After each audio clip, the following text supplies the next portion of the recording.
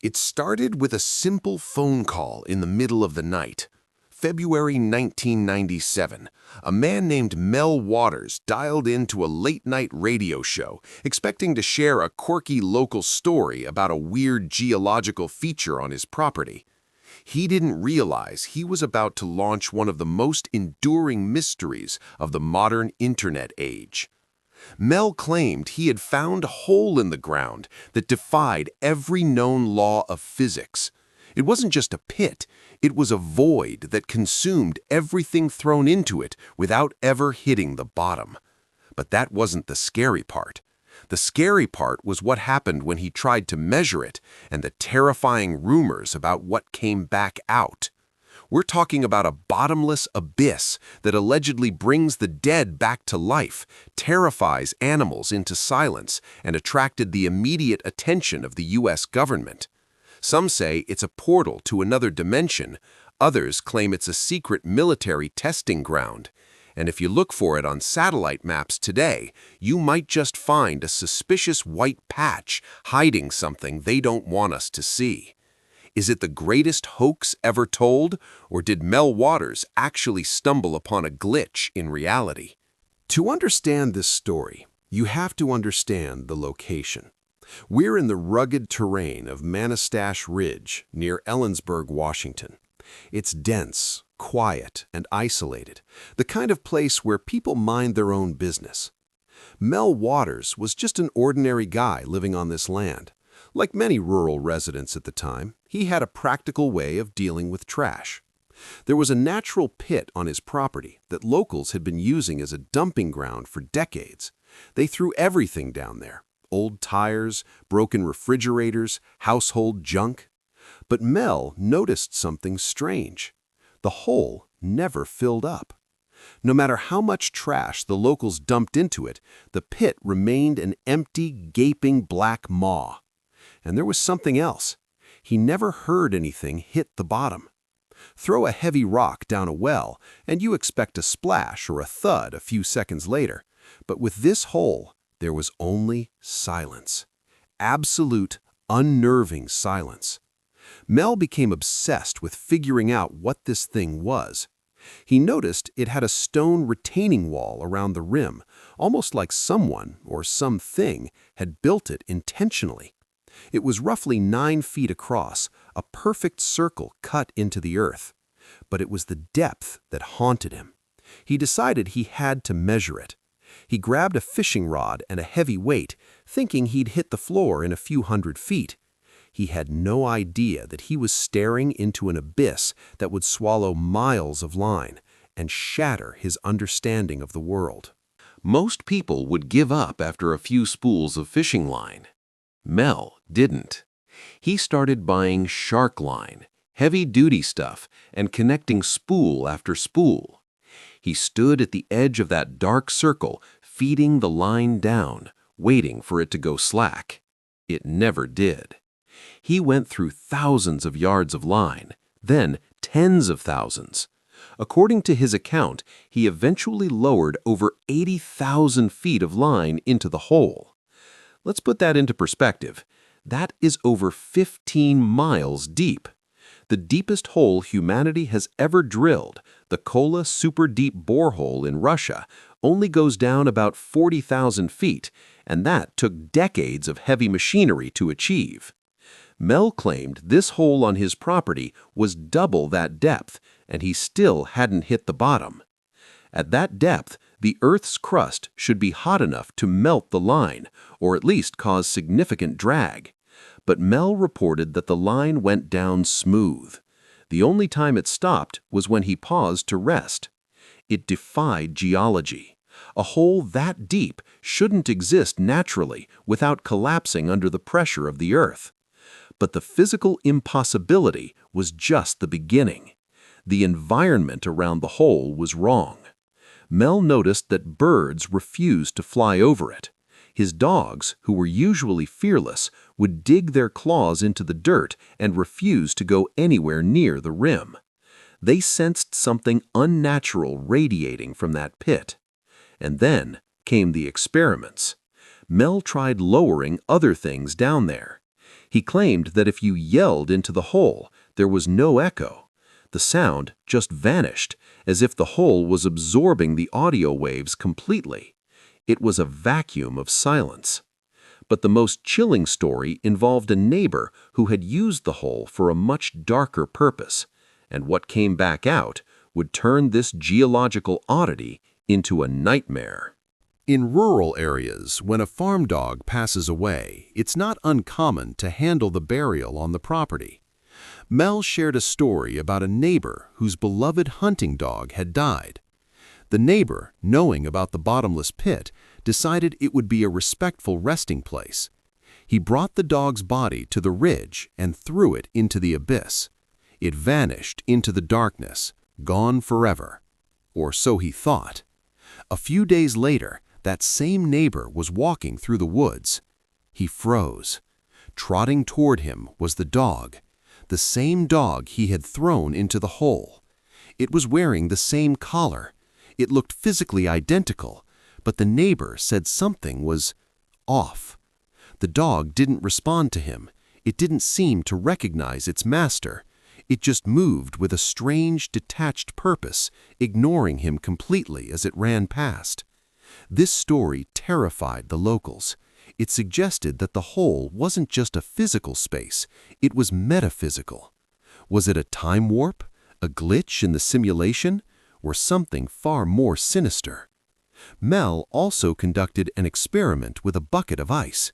He lowered it thousands of feet down to see if it would melt, testing the geothermal heat. When he pulled it back up, the ice hadn't melted into water. Instead, it had turned into a strange silica-like substance. It was warm to the touch, but it wouldn't turn back into liquid. Even stranger, Mel claimed this hot ice was flammable. It burned with a bizarre intensity for months. These claims caught fire on the radio. Millions of people were listening, and apparently so was the government, because shortly after Mel went public, his life was turned upside down. Mel was on his way to the hole one morning when he found the road blocked. He wasn't met by local police. He was met by men in military uniforms and plain clothes, classic Men in Black types. They didn't ask him questions. They gave him orders. They told him that a plane had crashed in the area and the site was now a restricted zone. But Mel hadn't seen or heard any crash, and there was no smoke. He tried to argue that it was his private property. They didn't care. They threatened him with fabrication of illegal labs if he didn't turn around immediately. Then came the offer, or really, the ultimatum. They told Mel they wanted to lease his land. But this wasn't a standard real estate deal. They offered him a staggering amount of money, rumored to be $250,000 a month, to leave the property and never come back. There was a catch, of course. He had to leave the country. They wanted him in Australia, far away from Manastash Ridge. It sounds like a movie script, doesn't it? But Mel claimed he took the deal. He saw the writing on the wall. These people weren't asking. For years, Mel Waters vanished from the airwaves. The legend grew in his absence. People tried to find the hole, but the land was locked down or impossible to navigate. Then, years later, Mel reappeared. He claimed he had returned to the U.S., but he hadn't gone back to Washington. He had found another hole, this time in Nevada, and this one was even more active than the first. When Mel resurfaced, his story got even wilder. He claimed that after his exile, he was drawn to a remote area in Nevada. Here, he found a community of Basque settlers. For those who don't know, the Basque people have a rich history of shepherding in the American West. Mel claimed these locals knew about a second hole. It was similar to the one in Washington, a metallic-rimmed, bottomless pit hidden in the high desert. But the locals treated this one differently. They didn't dump trash in it, they feared it. They told Mel that the hole emitted a black beam at certain times of the day, a visible ray of negative light shooting into the sky. He recounted an experiment involving a sheep. The locals lowered a crate with a live sheep into the depths.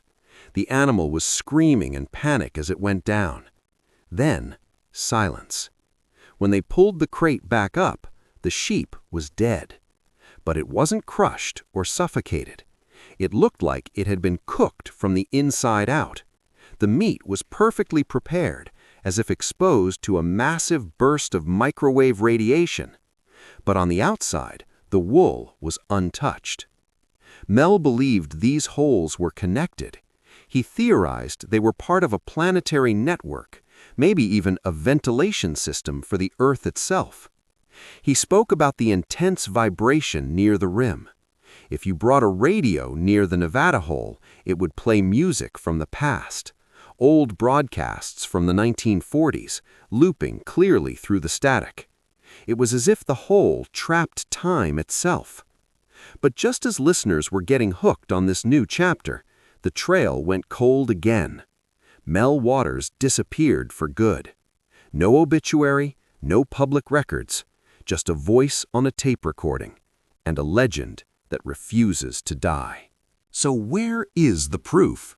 We live in the age of satellites. Surely we can just open Google Earth and zoom in, right? This is where the conspiracy theorists go wild.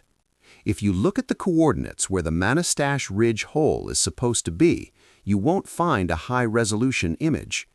For years, users reported a strange white blotch covering that specific section of the map. It looked like a data error or perhaps deliberate censorship. This wasn't uncommon in the early days of digital mapping. Military bases and sensitive sites were often pixelated or painted over in white. Why would a random patch of forest in Washington need to be censored? Skeptics argue it's just a glitch in the satellite stitching, but believers see it as the smoking gun. They claim the government used TerraServer, an early satellite imagery provider, to scrub the location from the public record. Expeditions have gone out to find it. Dozens of YouTubers, hikers, and geologists have combed Manastash Ridge. They found sinkholes, they found abandoned mine shafts, but no one has found the infinite abyss with the 9-foot stone wall. Did the government fill it in? Did they camouflage it? Or did it never exist in the first place? Recent searches in 2024 and 2025 have tried to use LiDAR technology to scan the forest floor, looking for anomalies beneath the canopy. So far, the results are inconclusive. But the legend persists because it feels just plausible enough to be true. We know the government hides things. We know there are places on maps we aren't allowed to see. The story of Mel's hole sits right on the edge of folklore and reality. Geologists will tell you it's impossible. The heat and pressure at that depth would collapse any hole not reinforced by heavy steel. An open shaft going down 15 miles? Physics says no. But human psychology says yes. We want to believe there are still mysteries left. We want to believe that a guy with a fishing rod could stumble upon a secret that scares the government. Mel Waters might have been a master storyteller, spinning a yarn to entertain late-night radio listeners. Or he might have been a man who saw something that wasn't meant for human eyes. The fact that we can't find him and can't definitively rule it out keeps the hole open in our minds. It makes you wonder what else is out there, hidden in the vast, empty spaces of the map. If you were hiking and found a bottomless pit, would you drop a stone and listen, or would you run before something looked back up at you? What do you think? Is Mel's hole a government cover-up or a perfect campfire story? Let me know your theory in the comments.